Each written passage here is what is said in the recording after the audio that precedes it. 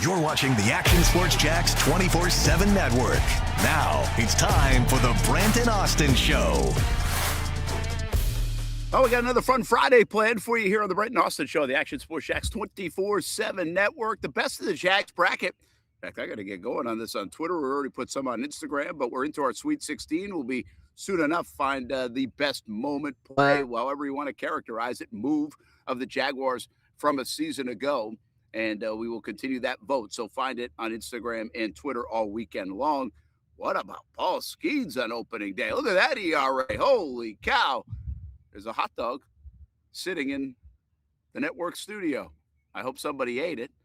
That's not a hot dog you probably want to eat, or maybe you do, on the far right side in the corner. And how about the Iowa Hawkeyes? They continue to get it done. Cinderella. And how much of a Cinderella are they? I would argue a pretty big one. Everybody, good morning and a Friday from Queens Harbor. Wish I was playing a little golf, but we're at the University of North Florida for scholarships golf tournament, raising some money for Osprey scholarships. And that's a big thing as they continue to add to their scholarship total across all their sports, especially with the new rules across the NCAA and the University of North Florida all in as they continue to try to chase championships. So nice backdrop here on a Friday morning, a beautiful morning here at Queens Harbor, back in the Action Sports Jax 24/7 Network studios. It's Austen Lane. You know, Austin, one thing I haven't asked you about at all is your bracket. How is the bracket, especially now? Houston's out, Florida's out, a lot of chalk elsewhere, but not on that side of the region. Yeah, Florida getting knocked out definitely set me back a little bit. Wisconsin getting knocked out set me back as well because I had Wisconsin in my Final Four. So that backfired tremendously. But, I mean, I think I'm sitting okay. I haven't really checked the Brent and Austen Show standings in terms of the contest and everything. But Illinois winning last night helped me out, I believe. I got a couple teams left. I still have Duke and Michigan. I have Michigan win the whole thing. So still sitting pretty there.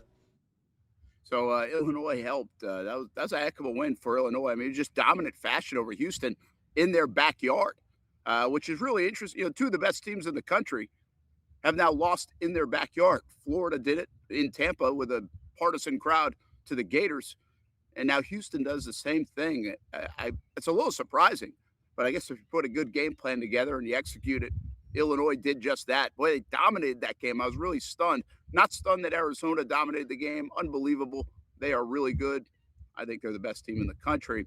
And then the other two games were really good basketball games. Nebraska failed down the stretch, but it was a good basketball game. And then that Purdue-Texas game was really good. But how stunning was it for Houston to go down? Because they're supposed to be, you know, they've been a good defensive team, rebounding team, gritty team under Sampson for years. And I think they made 7 straight Sweet 16s.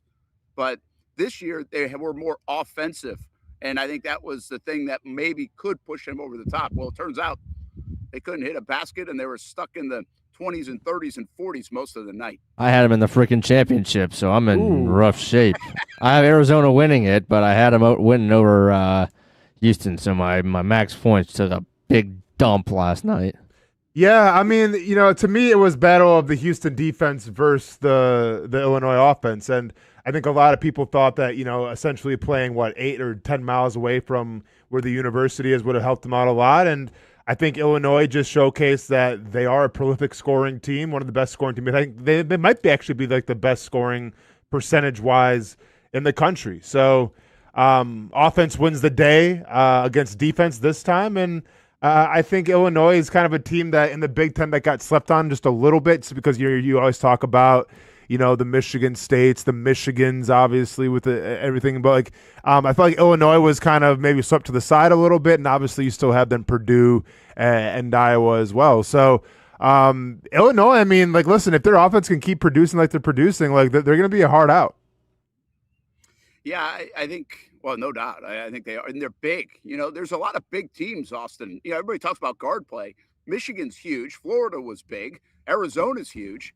And Illinois is a really big team. I don't think they've talked, or maybe I just didn't pay attention enough about how big they are. I mean, it's the front lines that seemingly are really tough to match up with across this edition of March Madness, which, you know, has been a little bit of a thing in recent years because of Purdue. Purdue's been able to make some runs and been very good, and they've been big.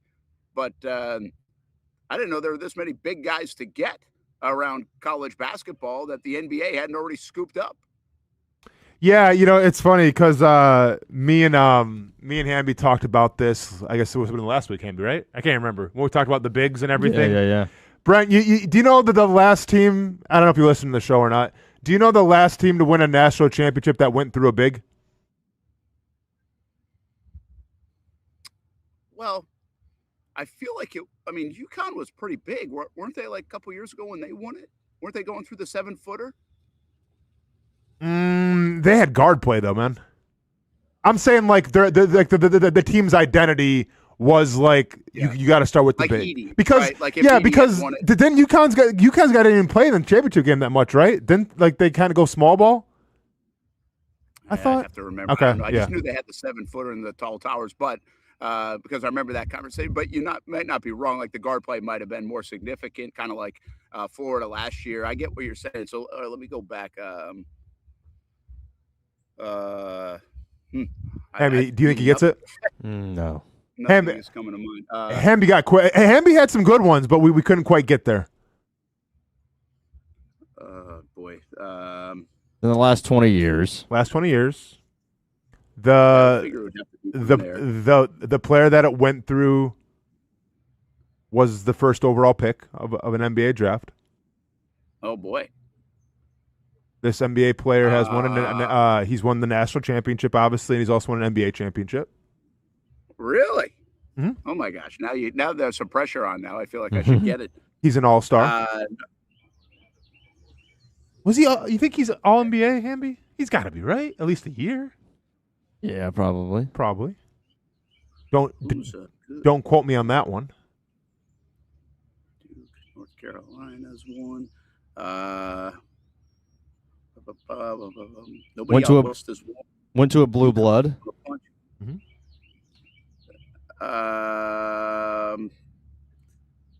Is it a Kentucky guy? It is a Kentucky guy. Anthony Davis. Davis. There you go. This would be Kentucky. Yep. What year was that? Did you guys? 2011. Wow, pretty wild. Yeah, here we are. I think, would you say? I mean, Michigan goes through their bigs, right? They're well rounded, but they go through their bigs. Illinois. Are you going to characterize Illinois, Arizona? Arizona's so deep. Like, I don't know if they go through anybody, Well, Arizona last night too. Their guards are just efficient, but I don't characterize Illinois with their bigs either. Just because I think Illinois is a very it's they got the size that's going deep. Like when it was Anthony Davis, and granted he wasn't the most prolific scorer, but that was the identity. I don't see Illinois and say, yeah, it's their bigs that are getting it done. It's more of a team effort, I feel like. Yeah. So anyway, I want to ask you guys about Iowa. How much of a Cinderella is Iowa? Do you feel like they're a 9 seed? They're Iowa though. Iowa basketball is important, but I think the caveat here is they haven't been to a Final Four, man, since 1980. You've got VCUs and George Masons and others, NC States that have been to a Final Four. And so I think we think basketball with Iowa, and for obvious reasons. But aren't they the definition of Cinderella, even though they're a Big Ten team? Hamby?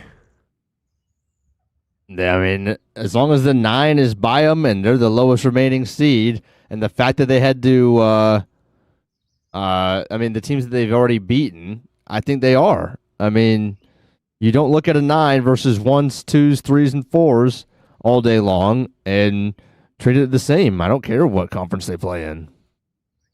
Yeah, I think if you want to look at the Big Ten conference of where they were, nobody was really concerned with them. They just, they're very Iowa.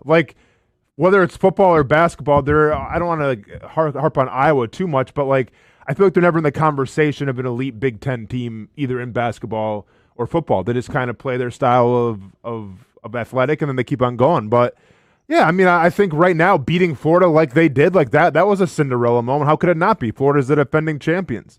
And then, watching what they just did against Nebraska, and I don't know if it was the most must-see matchup in terms the entire country, Nebraska, Iowa, Big Ten people loved it. right? But I'm not sure like how exciting it was for the national audience. It was probably an upset of one because Nebraska is probably the better team. So yeah, I mean, I think in terms of the remaining Cinderellas, it's definitely going to be Iowa. Yeah, I just think it has a lot of ingredients, right? I mean, to your point, they were 10-10 in the Big Ten. They weren't like a top 3-4 team, and they were right in the middle of the pack. Mhm. They again, I think the style of play, the McCollum story, their story, because they've got a bunch of D2 guys that have basically graduated to Drake and then to Iowa and said, "Hey, we can play at this level as well." And some of those dudes are going to go to the NBA. And then on top of that, I just think the idea that okay, it's Iowa, but they have not been to a Final Four in 4 decades. I think it's since 1980. So, I mean, almost 5 decades they haven't been to a Final Four. So, I mean, this is nowhere near blue blood. And just because they come from a big conference, I don't like this doesn't even feel like Texas. Like if Texas as an 11 seed had won and they go to a Final Four, like it's Texas. I mean, they spend an enormous amount of money on everything. They've got the best of everything. They're one of the best programs in the country in everything. I feel like Iowa kind of fits the bill, which even though, I mean, it doesn't have, my point is it doesn't have to be VCU or George Mason to feel like Cinderella. I think maybe just in this day and age, but I think it's just their story. Iowa's story is pretty damn good. Do you think the country's going to like gravitate towards Iowa though? Because like I feel like VCU's and like George Mason's, Butler's like being maybe a little more of a smaller school from, you know, a conference that you may have never heard of before compared to, you know, obviously a Big Ten school. Like, I don't know if the country's going to rally behind Iowa like they would like a mid-major. Yeah, I would agree with that. I don't think you're going to find that. And I guess that's not surprising. I guess this isn't Sister Jean effect and it's on the evening news, right? Like there's nothing like that, I believe. I mean, McCollum is a cool story, but it's an inside sports story more than anything else because you see the way it's gone. And I think, hey, that actually begs the question. Like we see Will Wade goes from LSU to, you know, banned from LSU to NC State to now back to LSU. We see the Millers everywhere. I think I just saw that Archie he's at Rhode Island right now, and he might be like landed NC State. You know, these are names. We always get the recycled names. Austin, do you think the McCollums of the world, his path, the Cignettes of the world will have ADs searching a little bit lower on the heap to find the stars of lower levels because there's good coaches at every level, and we know that they might take guys like this. And by the way, they're not as expensive at the outset. They end up costing you a lot of money. But at the outset, it doesn't cost a ton, whereas these other dudes cost so much money. They got the big-time agents. They already started a barometer of $4 or $5 million at least, I would think. And by the way, they get in trouble all the time. These guys seem to do it right. Yeah, you know, I definitely think it's worth consideration because you feel like you earn your stripes there. I always say this, like with football, it's all about who you know. And sometimes the best guys don't get the job offer because, well, you have connections here, so you get the opportunity. I feel like when you come through more of like that small school program, you kind of got to work your way up a little bit. And it's not necessarily just based off relationships, but based off of what your resume says at lesser schools. I think that means a lot. Right. So I do think that whether I'm an AD, a university, an academic institution, I am taking a long, hard look at some of these D2 guys that, you know, have really scratched and clawed to try to make their names known. And I think Cignetti is the classic example. I don't know if you guys saw the press conference with the opening day of spring ball. And I can't remember who it can be, probably know. Who's the cat from Michigan State they just got? The wide receiver, the big dude? I can't remember, whatever.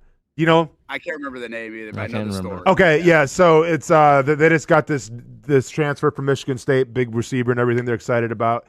And dude wore gold shoes the first day of practice, and Cignetti literally chewed him out on the sidelines for the first day of spring practice and said, "I don't know what the bleep you're doing, but we're not wearing that." So like, imagine being like one of the highly touted guys in the transfer portal. You leave Michigan State, which was obviously a dumpster fire. You go to Indiana, where you just won a national championship, and like you're supposed to be the big man on campus. And the first thing that happens is you get chewed out for wearing gold shoes. Like that's a different type of culture that every university's, you know, bringing to the table. So I think when you have stories like that, when you have a certain way of going about things, why wouldn't you want a Kurt Segnetti on your team? Yeah, I agree. Now, listen, I understand it's not easy to find. You just don't go find them. But I would suggest that even Florida somewhat found Todd Golden. Now, I don't know how much he was on everybody's radar and everything else. I'm assuming probably. But at San Francisco, it's not like they pulled him from the Duke tree, you know? So I think there's a track record running around there that's like, hey, go find your guy. And you don't have to do it just because Jimmy Sexton or other people are saying, hey, take this guy. You know, they're not all swimming in that pond. And especially in this day and age, I think that's what I'm most impressed with, Austen, that these guys that did not come from a level of free spending are able to deliver. You know, I just saw recently, I didn't know this, of course, Kaylee's down at Daytona State, so now like Daytona State rings my ears. But Underwood at Illinois, he's a Daytona State guy. Like he started there, or one of his stops was there. And there's like a whole tree of Daytona State coaches. The most recent, the guy that's in the playoffs right now for them, just got the head job at FIU. So FIU just went to the JUCO ranks to get this guy. And I guess they know how to do a lot with little resources. What surprises me is the Signettis and the McCollums of the world know how to do pretty well with the resources, as they know how to use that. They haven't been playing that kind of game, yet they can navigate that part of the game right now. I think that might be one of the most impressive things they do, but also keeping the roots of what got them there. Yeah, I mean, it comes like once again, it just comes down to I feel like being hungry and earning your stripes. It's a much different road to go through D3, D2, and try to build your name up than you know, being like an Alabama graduate assistant, and then you just kind of work your way up in there with like a Nick Saban or somebody, right? Like it's just, I mean, I'm not saying one way is better than the other because I think both ways can definitely earn results. But I also think in terms of culture building, why wouldn't you want the guy that had to scratch and claw to get where he is? Like that's how you build the culture. One more thing about last night. I mean, how the heck do you have 4 players on the court? Dude, I have never seen that. Ever. That is incredible. Like, I mean, I would think there's a better chance of having 6 than 4.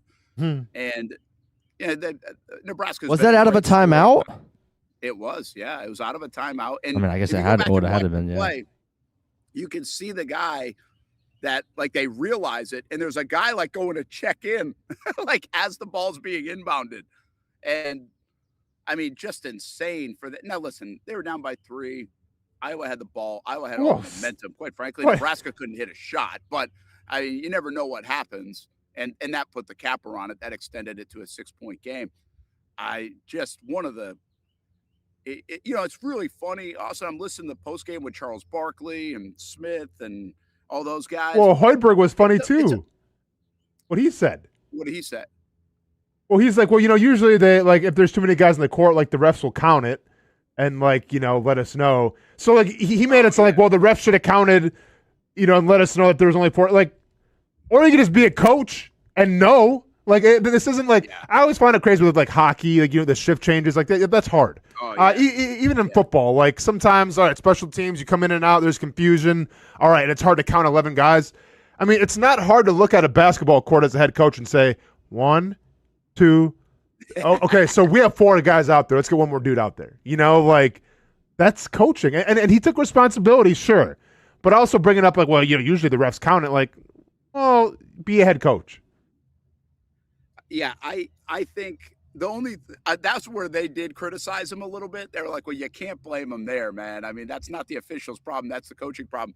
But it's amazing to me that kid gloves. Like if an NBA guy did that, Charles Barkley would have been all over him. The kid gloves Barkley and everybody else uses on the Nebraska situation there is amazing. These guys are getting paid millions of dollars to coach. These players are now getting paid a lot of money to play the game.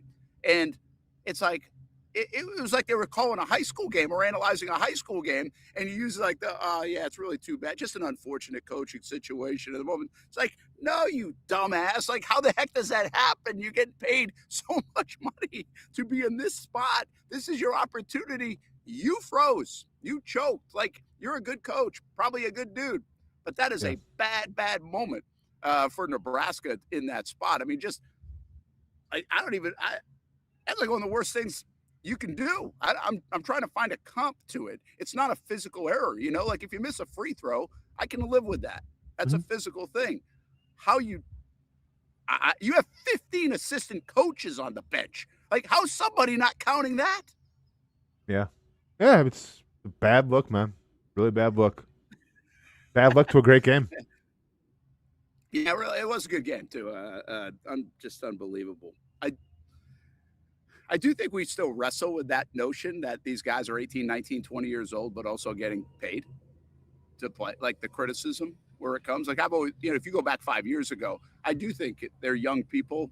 They're, you definitely don't criticize the way you would a professional player, like in the NFL or whatever. Now people are mad, but I feel like you can couch it a certain way.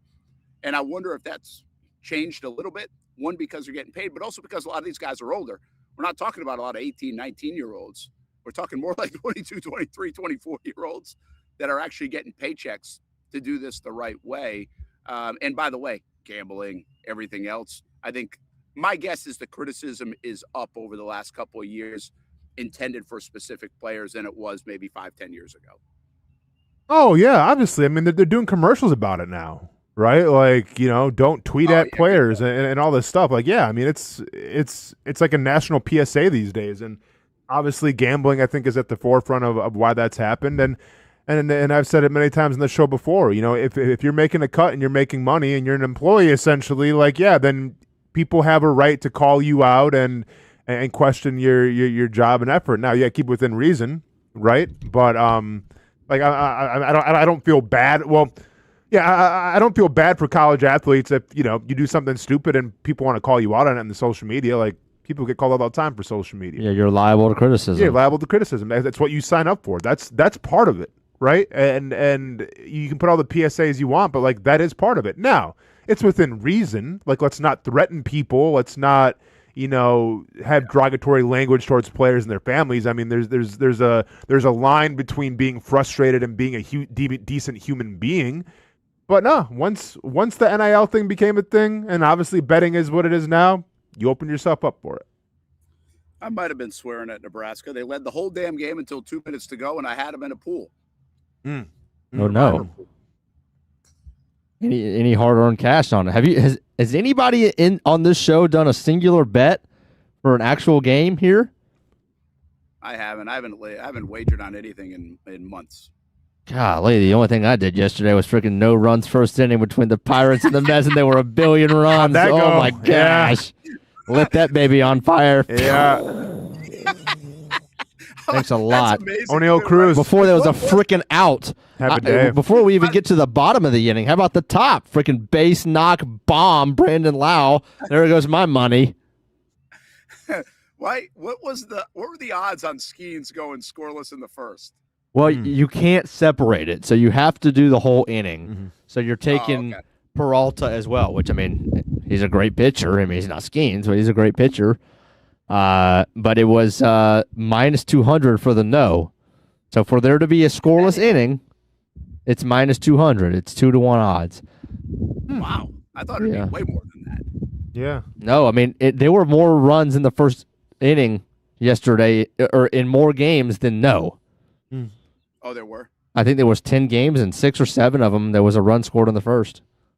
Yeah, I always I think we've talked about this in the past, but I remember, because I watched Roger Clemens in his heyday, and name your favorite pitcher. Obviously, you're a Braves fan, Hamby, and Milwaukee's had a ton of good pitchers, so including the guy who threw yesterday, looking pretty damn good. But I would always say this about Clemens, like, if you the first inning was the inning to get him as he's trying to ease into the game.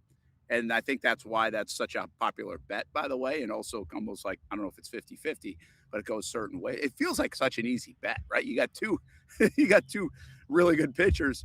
They'll mow them down and off to a good start. But it's actually vice versa, because he probably doesn't really get cooking until the second, third, fourth inning into a rhythm of the game. And also, you're leading off with the best hitters on both sides. It's the only inning you're going to do that most likely the rest of the way. But I always found that with Clemens too, before betting even was a thing like that it felt like, damn, if he gets out of the first inning look out. He's probably going to have a hell of an outing. It was just so unbelievable yesterday that, at this point, as soon as my money was lit on fire, okay, and I knew it was gone, my attention turned to, I'm the guy I'm facing in fantasy. He has Paul Skenes. So, first of all, even before we get there, just the fact, I know a lot of people probably don't know who this is, but the fact that the Mets, who are the most fun team to make fun of, everybody knows that. They went base hit bomb to start their season. Frank the Tank on Twitter's already crashing out. It couldn't have been better for me. I was legitimately laughing out loud at the start of that game because the Mets their season was over almost. That was until O'Neal Cruz got lost in center field. He needs a map. He needs sunglasses. 4 runs. Go ahead and charge it to him, or at least 3. Because what are we doing out there? Did you see Embiid's tweet about Cruz? Yes. I did. Oh my God. That was wild, man. Just taking strays, man. But that was hilarious. Better learn DH, buddy. Golly, it was bad. At least he hasn't played for the Phillies, right? Yeah. Seriously. Yeah. So all right, let's talk some baseball when we come back. Let's take a break. We'll do some baseball. We got for the third straight day. We'll either make you hungry or throw up in this edition of the food test. We came up with our own concoctions based on the major league ballparks. Which one would we put in a ballpark? I think mine's genius. I might make it this weekend.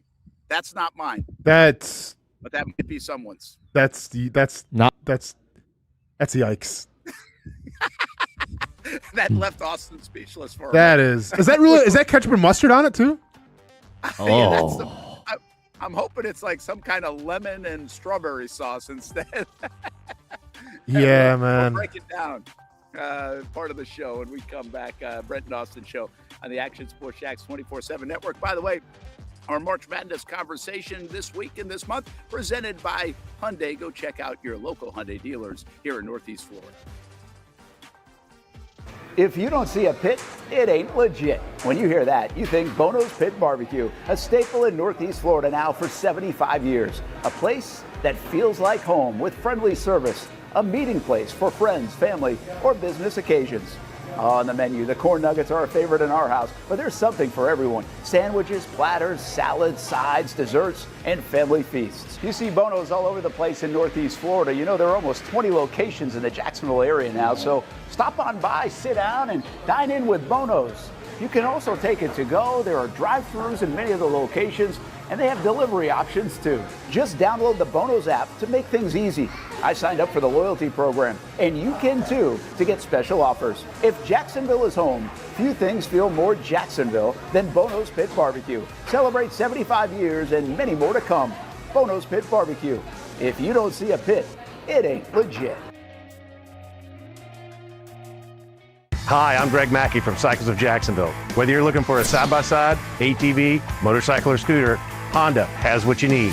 The Honda Talon. Ultimate performance meets family-friendly fun. Prices starting at $363 a month. Or the sporty Honda CBR 650 starting at an affordable $204 a month. Stop by and choose your adventure from a full line of Honda products. Only at Cycles of Jacksonville on Atlantic Boulevard.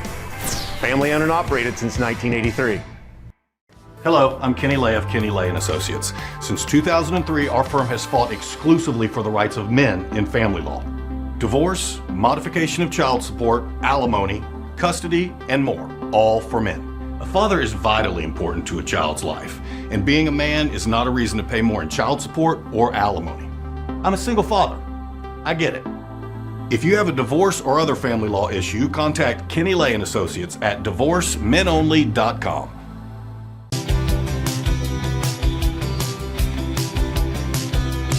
Welcome inside the Armor Guard exterior and gutter helmet showroom. There's a lot going on, like glass exteriors, replacement windows, and down there we have the retractable screens and awnings, plus hurricane protection.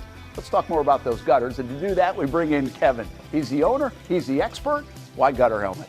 Well, Gutter Helmet's truly the only maintenance-free product. It lets the trash and debris go on the ground, the water wraps around and goes inside.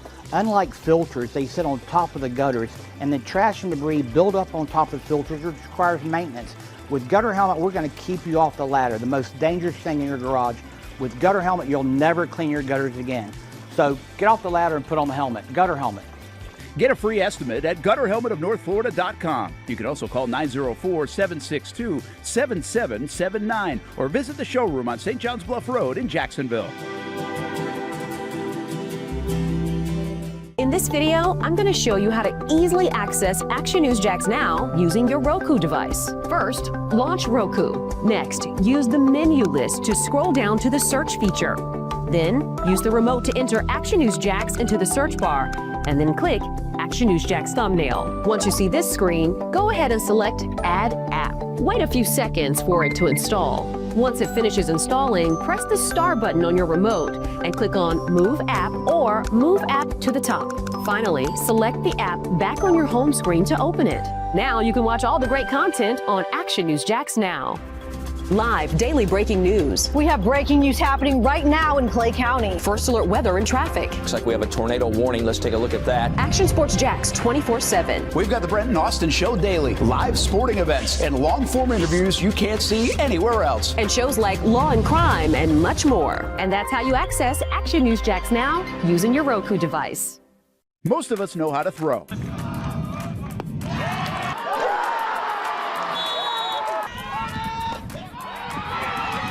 But you need to know what to throw. I'm not talking about footballs, baseballs, softballs. We're talking about those items you need to recycle. Republic Services explains it easy. Recycling simplified. 1. Know what to throw. When in doubt, throw it out. 2. Empty, clean, and dry those materials. It takes an extra minute, but it makes a big difference. And 3. Don't bag it.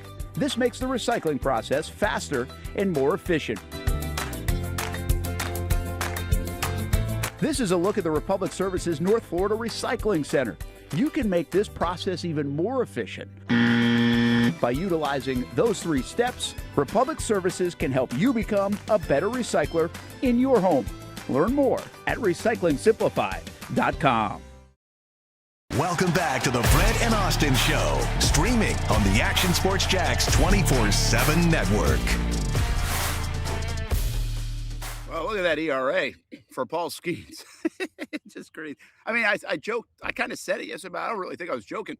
I mean, Cy Young, you can basically lose it in an inning, it feels like. I mean, maybe he'll be great, but feels like uphill. I mean, you're going to have a couple more outings that aren't great. And I just think of the starts like Screwball and Crochet got off to in the American League.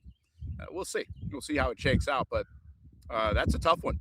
Somebody did the math for the whole season and said if he put up the exact numbers that he did last year when he won the Cy Young, he would finish with a 2.3 ERA. So it'll be above 2 for the first time in his career. He wouldn't get it under 2. Okay, it's still pretty good. Yeah, he was good, but he had problems. Like he gave up I think 8 one time and I think 6 for the Brewer. Like he had a great season except when he played Milwaukee. So it's not to say that he can't go out there and put up some some zeros, but yeah, he's off to a rough start. All right, Austin, Milwaukee, 20+ strikeouts. Holy cow! Right? Oh yeah, yeah. I mean, they're playing the White Sox. Good. Yeah, they're playing the White Sox. Miz looked good and everything, man. Great team win. Joey Ortiz, bases loaded, is actually getting RBIs off that now, which was crazy to see. I think he was the last year, I forgot what the percentage was, but he was the guy that had the most bases loaded opportunities and didn't really follow through with any of them. So, yeah, it was a great first win, keep with expectations and everything, but whole lot of season to go, but you like what you saw from game 1.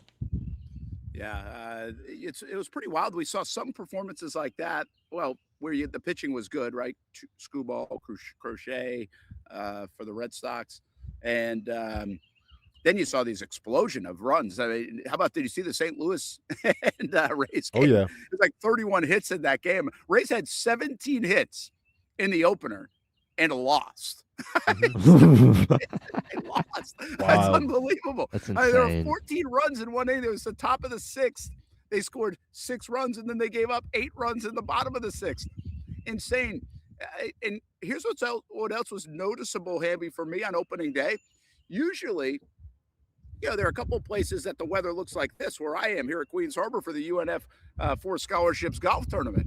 Let's go. But around the country, there's a lot of places where it's like freaking snowing and it's like blustery.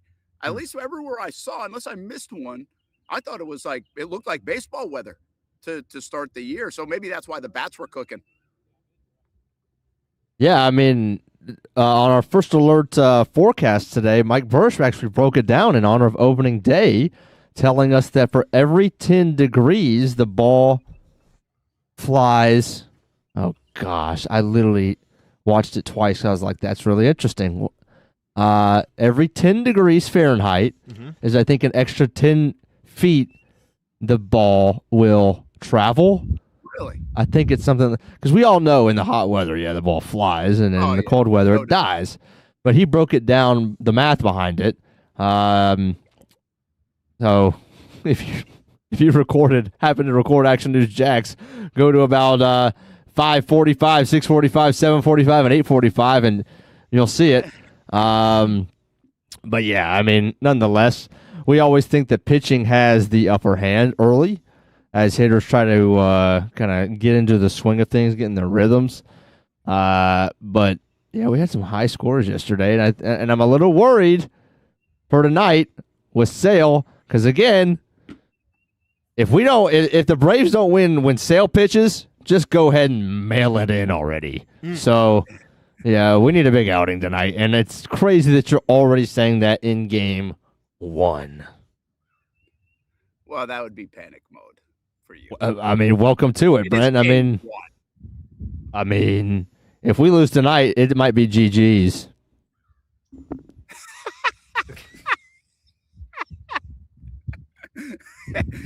Austin. I don't know what GG's is. Good game. What is it? Good game. Season's over. Good game. Okay. Game's over. Season's over. Yeah, GG's. Man.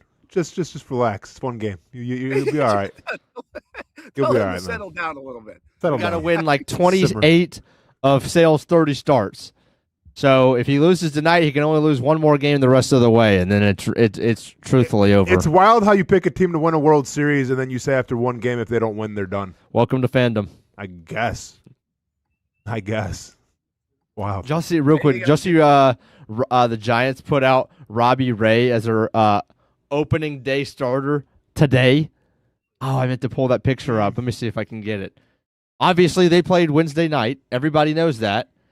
And they introduced Robbie Ray as their opening day starter today. And everybody's like, bro, you don't get a redo. Well, open it. Yeah, I got it. Yeah. That was crazy. All right. Well, you can pull that up in a moment if you want. But do you have our food items? I do. So here's what we were tasked with. Noah came up with this idea, and this was actually, we were already doing yesterday's ballpark foods, and we rated them. And so we had to come up with an idea. Austin was like, I said it to him. He was like, 10 seconds later, I already know. Yep. I had to do a little work. Stuart might have even helped me out a little bit. We were discussing in the sports office, and I think I came up with something genius. So we'll even share Noah's. Hamby, I don't know if you did one or not. I did. Yep. Okay. Hamby said he's not going to eat mine already, so. Hamby, speaking of food, by the way, Hamby didn't like the hot dog at the gas station. So, hey, Austin, yesterday after the show, where Hamby's like, I need a hot dog, man. It's opening day. So we start looking up the All-American hot dog place at Beach. Love those guys. And we're like, I don't know where else. Well, there's this new place, The Block. I'm sure folks in Jacksonville have heard of it, on Gate Parkway near IKEA. Have you heard of it, Austin? I have not. Wow. You always know what's going on with this stuff. You like it, I think. It's basically an outdoor venue where it has, like, what would you say, Hamby, 6, 7, 8 restaurants, a bar in there. Are you talking about like the storage unit? Like yes. Okay, I know what you're talking about. Yeah, okay. Okay. Yep. So, it's right there on Gate, not far from the town center. And so I'd heard of it. I hadn't been to it yet. So we go over, and because there's a hot dog place in there. So we're like, let's go. I got to be somewhere at 1:30. We'll go do that. So we go over there. Cool place, by the way. We should like go do our show there or something. That'd be kind of fun. Mhm. And we go to the hot dog place. We start to order, and they say like their machine is down and having some troubles with like the credit cards or something. system, So yeah. scan the QR code. So we do that. Well, that wouldn't work either. So Free hot waited a dog. couple minutes. Well, we waited like 20 minutes for it to see if it would reset because they thought it was just like resetting. Hey, Never happened. on the We had to house go. though, huh? I know it. I mean, tried to take cash. at what Didn't take cash? Don't take cash. The restaurant or like the whole place doesn't take cash. The The whole place. doesn't Yeah, take I'm cash. done. No, have fun with that then. No. We left Yeah, hot so- dogless. Yeah. We I mean, did. come on. I mean, and Empty-handed. listen, we have no idea the hot dog. I mean, listen, it's just a bad break. It didn't for us, and also for them. Hopefully, it's working today. But anyway, the place was packed, like at 12:30. It just opened last week, I guess. Mhm. So I'm giving it a free commercial right now, but it's Yeah. it's pretty interesting. It seemed like at least when we were there, it was a stay-at-home mom haven. There were a Mhm. bunch of kids, but they had music playing at 12:45 and stuff. So like a live a musician. So that was kind of cool. Yeah, clip it. But, there we go. but It's anyway, a commercial. Long story short, we left without the hot dog, Okay. and so there, like, I ended up going to Gate and getting myself a hot dog. You did? I did. I did the Yeah. same. And here's another thing, okay? What I found out, because I swore there was a Gate down near the town center, and it's a Wawa instead. There are 2 Wawas on Gate Parkway, right in that spot. There are no gates. Yeah, the gate is on the other side of the town center. Gate is, Mhm. it Yeah, I is, was it's on gonna the say, other yeah. side of the town center. Right. So I'm like, isn't that weird? Gate Parkway has 2 Wawas and no gates. Oh, I didn't think about that. Great point. Great point. But anyway, I got my hot dog, and I heard Hamby also did the gas station hot dog thing. Mine was delicious. Hot roll in the foil, put that dog in. It was cooked and ready to roll, put a little mustard and relish on it. Ah, terrific. Like it always is. Hamby, Well, how about I've yours? never. This was my first gas station hot dog experience. I pulled the sucker out of the. Girl out of Scout the- cookies and hot dogs from gas stations. Yeah, great fine dining. I pull it out of the foil, and the thing breaks. The bun. It's in Ooh, half. Little soggy, huh? Where'd you go to? Or can you say what gas Gate. station you went to? Okay, Gate. Okay. So I'm like, Like toasted or something? Was it crispy? it wasn't soggy. It wasn't crispy. It was a Stale. Bro. it just Broke. stale bread. Yeah, Off to a bad And start. I actually got one for Fleet and Footy co-host Louis Randy as well. He requested one, and his bun broke his too. Ooh. So all of the buns. I mean, I'm getting the thing out of the foil. I put it in the thing, and it's in half. So I'm like, oh dear. Not a great omen for the dog itself. I get the dog. It's chewy. I ate it. It was edible. You can eat it, but that's about all I can say. Was it on a roller? I don't even know how Gate gets down with their hot Yeah, dogs. it was on a roller. Okay, Yeah, that thing had been on there Yeah. for a while, I'm guessing. for sure. So I think it was like a 3.5 out of 10. Like it wasn't nasty. Man, There was just mine nothing was- good about it. What'd you put on it, Hamby? I put on just ketchup and mustard. Ketchup, mustard. Are you a big relish guy or not? I'm sorry. not opposed to relish, but I didn't trust the relish Yeah, here. we're all good. Well, I mean, unless it's like like the little condiment wrappers, but if it's like a Container. buffet style relish, we're all set. Yeah. Okay. Yeah, I think the hot dog at the gas station is a little bit like McDonald's fries. Like if you get in line where they're hot, they're coming out fresh, they're really good. If you don't, it's like, okay, see ya, this is like a waste of calories for sure. It's probably already a waste of calories. So, but like your experience with the hot dog, which I'm sorry it was your first one. I wish you had come with me because I got the good hot dog at the Gate I went to on Bay Meadows is where I ended up going. It was really good. Like 8.5 out of 10. Everything I thought it was, everything that it's usually been. And I've had more good experiences with the Gate hot dog than bad. So that sucks that you had the bad one. But now I we'll had have to go bite back the to bullet. block and see. Yeah, next week maybe the block. So now you All right, decided to parlay that idea into a hot dog Yes. of your own making. Yes. Well, I told you. Okay, you want me to go first? Yes. Oh, look at that. Yes. All Holy right. crap. So here's the deal. Oh my I god. love one of my Dude. favorite things to eat is How is kielbasa. Love Yep. kielbasa. All right. I told you guys yesterday, I go to Fenway Park. I'm getting the Italian sauce, the sausage with peppers and onions on it from the vendor entering the ballpark or even inside. Really good. And then I like my hot dogs. So, again, I was trying to talk this out with Stuart a little bit. I'm like, how about this? We go kielbasa with a little cooked cabbage on it because that was a meal I've had a lot in my life, cabbage and kielbasa. Then we put so we split it, lay it flat. Then we put the sausage on top of that. We put the peppers and onions there. Then we put the hot dog on top of that, and we lay it all on the Hawaiian rolls because those are so damn good. And look what we came up with. Oh, I think I might make this weekend. you definitely should. Have you made kielbasa in your life? Yeah, a lot. Oh, I mean, I okay. love kielbasa, like a top 5 food. Do you taste for me? This looks delicious. My concern is how do you eat it? Like, do you need a knife and a fork, huh?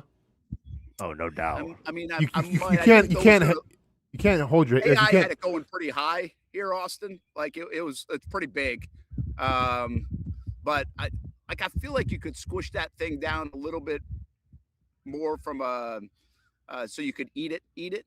But I do think it's probably best cut up like that's why I was thinking the Hawaiian rolls, because they come in like those squares. So if you lay it across all the Hawaiian rolls and then you could cut it on the line of the Hawaiian rolls, now you got like the bite-sized version. Mm-hmm. what kind of cheese we talking about here? Cheese? Well, there's cheese on I there, didn't yeah. put cheese on. No, I think that's mustard. Okay. Oh, is that a game changer? Well, no, I thought it was like drizzling in cheese. No. Okay, that's mustard. Cheese, Okay. Hey, by the way, cheese isn't a bad idea there. How about a little beer cheese or something like that? On top Yeah, of it? that's what I thought it was. Okay. Yeah, Anyway, I mean, I think yeah. this could fly, man. Amby? I'm not mad at it. I don't know how I feel personally about the cabbage, but I mean, you got kielbasa, I'm all in. Hot dogs, I'm all in. Put them together, I'm all in. Yeah. I mean, let's go. Yeah. I'd order it. I would have to see how it comes served to me. If it's because I'm worried I'm going to spill over myself. If it's not going to be that messy, then absolutely. But there is some worries here of how it's going to be presented. Because do you put it on a plate? You put it like in a giant bowl? You put it in a baseball helmet? I get that. That's understandable. That's a lot. Like, again, this is what the AI picture came up with. So I think our presentation could be a little bit different. But because even I wasn't thinking the hot dogs on top of the rolls like that. I was thinking them like on top of the sausage. But either way, you get the idea. We could play around with it. And it might have to be one of those things that you serve almost cut up, because I really think you could eat it in a bite-sized way. I don't think you could eat it like this without like slopping it all over you. Yeah. All right, what you got? All right. All right, I'm going to go next. I'm going to save Austin's for last. Oh, are you that impressed with it, Hamby? Something like that. We're opening up a restaurant after this week. Here we go, baby. All right. Hey, done, sold. I've seen enough already. 10 out of 10. Here's what we're going. We're going smoked brisket over a bed of home fries. Done. All right, and here's what you're going to be able to do if you want to cut it up. We got a whole side that's going to come with it. One order here of biscuits and cornbread. If you want to open up that biscuit, throw the brisket and biscuit with the honey drizzled on top. I'm all in. It's there for you. I'm actually upset that the Braves don't serve this already, because I would actually go to a Braves game if this is what they served. This looks delicious. I kind of got it off of an idea that they kind of do. Do they really? They serve pork in a biscuit. Oh, okay, but no. See, but this is how you do it. Yeah. Because you got the and this is brisket. Yeah. Yes. Can we go burn ends maybe too, Hamby? Or Sure. okay, I don't want to tell you how to do your job. But yeah, either burn end fries, brisket fries, and then like you can just soak it all in with like your own tub of like. Yes. Yeah. You control how much biscuit there is. You can go. It's this one is like hand. Maple Street. This is like Maple Street meat Bonos. I mean, it's a good Honestly. look. Yeah. You got to have a little cornbread there too. I like it. Yeah, that's a By the 10 way, out of 10. you guys, like, I like brisket, but how about a little like that pork belly instead as an option? Could you do that too? Like I'm sure. Yeah, pork belly. I mean, anything, any kind of pig. You're talking. You're in business here. Put the pig on top. Yeah, Hamby. I have no notes for you. That's pretty good, man. I like to keep it a little bit simple. You know, there's not a whole lot going on here. It's just a lot of awesome things. It's just a lot of comfort food. Yeah. And like I feel like the capacity to like I mean I do appreciate the troughs that it comes in because like you know very dependable, very sturdy. You know the spilling factor is not too bad. I feel like because once again the biscuit can really come in and be the game changer if you got to soak up some stuff. That's right. Yeah. By the way, this is a good shareable too. Like, there's not a lot of shareables at the ballpark that like are really good shareables. Oh, get it with the homies, man. Like, yeah. Yeah. Get it with the kids. Yeah. Nicely done, Hamby. Appreciate it. I'm impressed. All right, here we go. All right. So this, I thought of what the shrimp could serve. Because immediately when we had this conversation yesterday, I'm like, if you were going to go to a Jacksonville Jumbo Shrimp game, what would you actually like, you know, what would you want? So what we're looking at here is shrimp and grit nachos. It's pressed butter grits, chilled, and then deep fried to make the chips. So they're grit chips. And then to top the nachos, you got the Bang Bang shrimp covered in cheddar and queso cheese, sour cream, olives, jalapenos, and Old Bay seasoning. Yes, sir. Yep. Easy to eat too. Oh yeah, man. Yep. So essentially, Bang Bang shrimp nachos with grit chips, butter grit chips, and then like all the accoutrement that comes with that. Terrific. Mm-hmm. Dude, we should Jacksonville Jumbo Shrimp. Give me a call. Truck, fellas. Action Sports Jack's food truck. This is on the menu. Ever had grit chips? No, that's why I'm a little bit apprehensive. Hey, I'm just a tad apprehensive. Hey, I'm not. They're good. Oh, I'm sure they are. They're good. I mean, honestly, there's not that much difference between like tortilla and grit chip. It's just like there's a little more. They're a little more. Honestly, they're a little more solid. Like you know how like when you have nachos, you got to put them in the oven to toast up the. You don't have to do that with grit chips because they're already like very like solid and sturdy. So in terms of the vessel. In terms of the vessel for the jumbo shrimp, yeah, go get mine off there. In terms of the vessel for the chip and the jumbo shrimp, like yeah, it's good stuff. That's good stuff. Well done. And then we got this garbage. Well, this was, yeah, I'm all set, man. I wouldn't even feed this to my dog. I don't even have a dog. So anyway, this is Noah who came up with the idea that we should do this anyway. So hats off to him. But he started it, and this is a hot dog wrapped in ice cream with a chocolate chip cookie bun, which I'm not mad at the bun. Yeah, just take out the hot dog. Take out the hot dog. Yeah, and you have an ice cream sandwich, but you can like act like it's a hot dog. Yeah, I would be cool with that. Yeah, and it actually probably be easier to eat than a normal ice cream sandwich. Yeah. I think you're probably right. And it can't be like, as long as that's not ketchup and mustard on top and it's like lemon and strawberry sauce instead. Yeah, there's a Reese's Pieces on there too, right in the middle of the ketchup. I'm not trying to mix chocolate with my hot dogs, man. Well, yeah, but what about if you did, what if you just, we have a little variation on this. Instead of the hot dog, you put something like I mean, I know you didn't like Kit Kat yesterday or a Snickers bar or something in the middle of that. Oh, yeah, I'm in. Yeah. But here's my only complaint with that, because like when you eat an ice cream, because think about this, Hamby. When you eat an ice cream sandwich, right? Like ice cream sandwich is good because it's gooey and gooey. Yeah. Do you want to put something solid in the middle of it and kind of throw out the texture then? If that makes sense. You know what I'm saying? Like, do you want to like you're expecting gooey and then you bite and like, oh, this is solid. Right. I mean, or it could just be on the side and you dip it in there. That's true too. Flavor. Yeah. Well, that's true. Yeah. You could put candy pieces around it or something. You could. All right. I mean, honestly, I think if you take the hot dog out, I'm all into that. Gosh, we just put a menu together. I mean, I feel like you got the appetizer at the very least, Austin. Yeah. We got a couple of meals with ours, Hamby, you and I, and then a little dessert with Noah. I think we got to make this stuff. We got to figure it out. We're going to try to do it. I might make mine this weekend. I don't think mine's hard to make. Yours probably a little bit more difficult to make, Austin, right? I mean, yeah. I mean, I'm not gonna fry up and make some bang bang shrimp anytime soon. What is it? It's like mayo, hot sauce. Yeah, it's probably not. What is that? Yeah, probably not too bad. But I'm not doing it. Hey, also, I consulted with Stuart on this. I do have a name if you want to put mine back up. I've already named it. It's called the Kildosage. Interesting. And it's not spelled like kielbasa. It's spelled like kill, Kill, because this one's going to get you. Kildosage. Kildosage. Kildosage. Nice. Comes with your own defibrillator. 200 votes? Was this yesterday? Yep. Yeah. How many followers do you have? Like 48,000.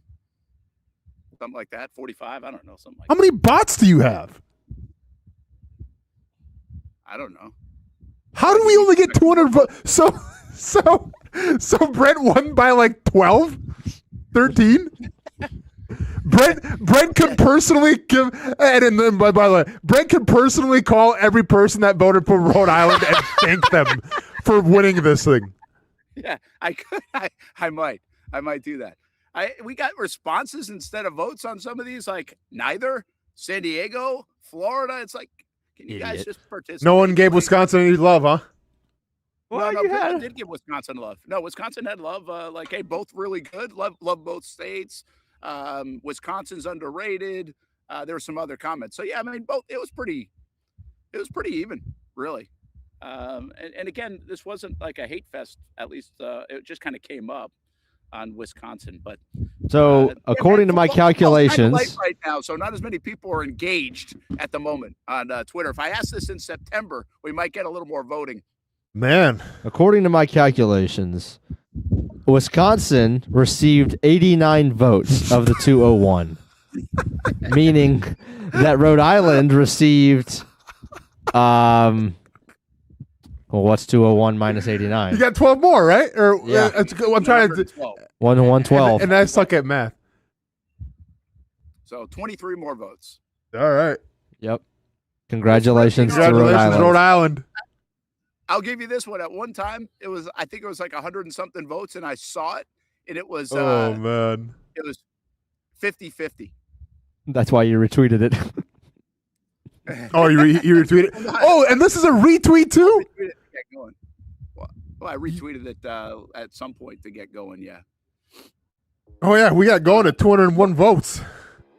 How many votes do you want it to have? Oh, I thought like we're gonna get like thousands. You have 50,000 followers. I thought people were gonna like be all about it. That gum, thousands. Dude, you don't think like if you have like 50,000 followers, like 1,000 on a vote isn't that bad? Well, maybe like I don't know how Twitter works, obviously. Yeah, I've done votes. We've done votes before. Again, like let's just say in football season, we'll do a vote, and it's usually like you can get them up to 600, 700, 800. You know, if it's something that's engaging with people. You know? Yeah. But yeah, I think you got to be engaged with. This was kind of an out of nowhere topic, you know. So I'm not actually surprised at the vote total. But no, why before there are not 44,000 bots. I can tell you. Not everybody engages with it, especially like I said right now. But all right, hey, let's hit the top of the hour break. Come back. We're at Queens Harbor. Hey, one other thing about Queens Harbor, I want to let everybody know. Let me show. Don't show anything yet, Hamby. Of course, it's a little fuzzy right now, at least on my screen. Got the old Action Sports Jax Dream 18 card. You can play right here at Queens Harbor and save some money. One of the courses on our card. It's only $49, by the way. That money goes toward our Dream 18 charities. And great golf course. They put a lot of work into this course over the last couple of years. Golf's hot right now. So if you're playing in the area, make sure you get the Action Sports Jax Dream 18 card. We will save you money no matter what. And you can also help out some good causes. Speaking of good causes, the University of North Florida out here having their 4 scholarships golf tournament as they're trying to raise money for even more scholarships in the hopes of winning more championships on the campus of the University of North Florida. We'll be right back on the Brent Martineau Show. Alrighty. Nimnicht is synonymous with Jacksonville, and now in 2026, Nimnicht is celebrating 85 years of partnerships with you. Longevity equals trust, and you want a car dealership you can trust.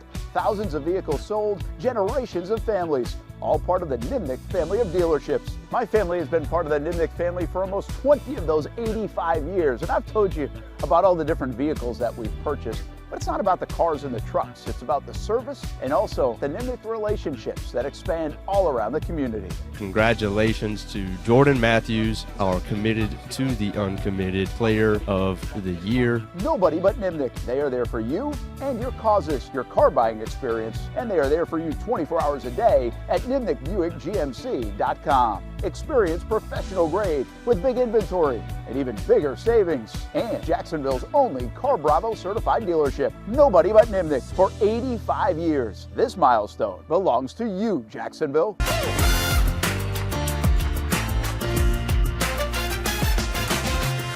Empower a future, inspire a dream.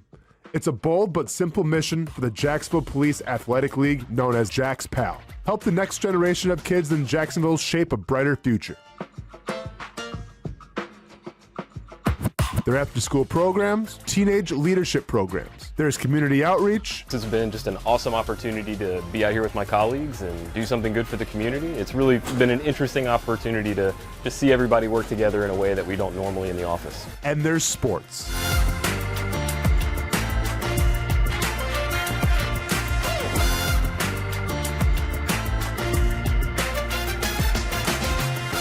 There are also ways you can help the next generation with a donation of any kind. Just visit jaxpal.org to get more information. Empower a future, inspire a dream with Jags PAL.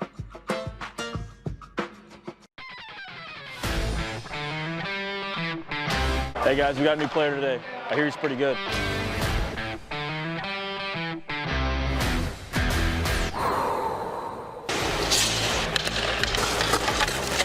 Heard this guy played in the NFL.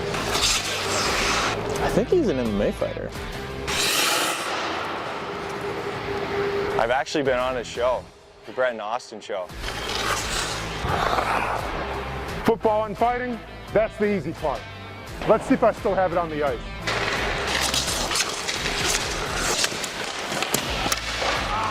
What the heck, man? Who is this guy? He's saving everything. Leave the hockey to the pros, man. It's hockey season. Come on out and see the Icemen play. Get your tickets at JacksonvilleIcemen.com. We've been telling you about the Action Sports Jax 24/7 network for over a year now. How to find it, what to see. Simply put, it's TV online. Local sports content all day, every day. Just like this. Did you always want to make history? Like, think that big, or just say, hey, I want to play in the NFL? I always say I wanted to play in the NFL. That's it. Back to her left side, takes a shot, and into the back of the net. Oh, what a pass. Oh, my goodness. What a pass. Say he doesn't make a tackle, you still feel like his presence is felt in every single play. I did have a sense that they wanted to be bold, that they wanted to make a splash.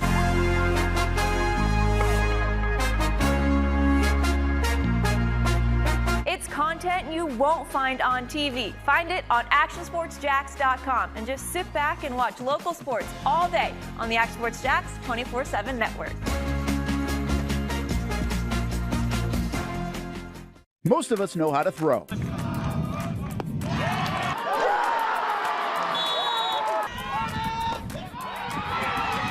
But you need to know what to throw. I'm not talking about footballs, baseballs, softballs. We're talking about those items you need to recycle. Republic Services explains it easy. Recycling simplified. 1. Know what to throw. When in doubt, throw it out. 2. Empty, clean, and dry those materials. It takes an extra minute, but it makes a big difference. And 3. Don't bag it. This makes the recycling process faster and more efficient. This is a look at the Republic Services North Florida Recycling Center. You can make this process even more efficient. By utilizing those 3 steps, Republic Services can help you become a better recycler in your home. Learn more at recyclingsimplified.com. Welcome back to the Brent and Austin Show, streaming on the Action Sports Jax 24/7 network. Oh, wow. Oh, yeah. Oh, wow. Got him. So, man, AI is really taking over our program here today. It gave us our food options that we just showed you, and now this is the face of LSU coach Lane Kiffin, the build of new LSU coach Will Wade.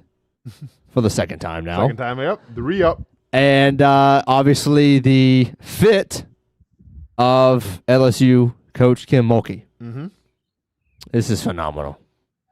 I'm not gonna lie, man. You pull up to a Central Wisconsin bar on a Friday night, and you're seeing at least 3 of these reincarnations right here. and I'm not even lying to you. Oh man, this is the Friday man in Wisconsin. That's what they're bringing to the table. Golly, this is just. I mean, the memes about Will Wade, and I mean, pairing him back with Lane and yeah, Mulkey. Man, the LSU just has 3 absolute figureheads. For better or for worse. Well, isn't that kind of wild? Because, and even like with, Livy Dunn, who I feel like she graduated, or she's still there too. She's got to have been graduated. Who knows, right? But LSU's kind of at the forefront in terms of like personality, in terms of obviously NIL. I mean, they're spending a lot of money, but like they're probably the most. Would you say they're the most polarizing school right now in the country? They gotta be, have to be. Yeah. I mean, I don't know if it's even close. Brent, most polarizing school in the country? LSU's got to be it, right, Brent? Yeah, I would say so. This is a great picture, by the way. I think, I think so. Yeah, I think. First of all, I think Will Wade. I want to be careful what I say. I'm gonna say it on Twitter. Will Wade to me is kind of what you always would feel like college basketball is, kind of like a very slippery sport, and he kind of just looks like that guy. Doesn't he look like everything that like AAU and like college hoops for decades was all about? Like, he just feels like that guy to me. Whether that's right or wrong, sorry, but maybe he's the greatest guy in the world. I don't know. Sleazeball, you're saying? Like yeah, pretty much. Clip it. We know what Lane Kiffin is, and I think he's about as polarizing as they come. And I don't think he won over people by any means by jumping to LSU the way it all transpired. I think more people now are on the I hope Lane does poorly train than the actual hope he does well train. If he had stayed at Ole Miss, I don't know if that train would have had as many detractors. And I think they are the Yankees and Dodgers right now of or maybe the Dodgers are the best example of college athletics. And you guys say so too? Yeah. Oh, without a doubt. I think so polarizing. I think Kim Mulkey is either loved or hated, and I probably err on the side of more hated just because of, obviously a lot of success with LSU, and they've been just breezing through the tournament. And then, you had a player like Angel Reese who was so polarizing when she played at LSU. So, like, basketball is all set. Lane Kiffin, obviously, that whole saga was like the biggest thing going on in college football. Like, and people want to hate on that, so for sure. And now you have, this dude going back to where he kind of left in shambles.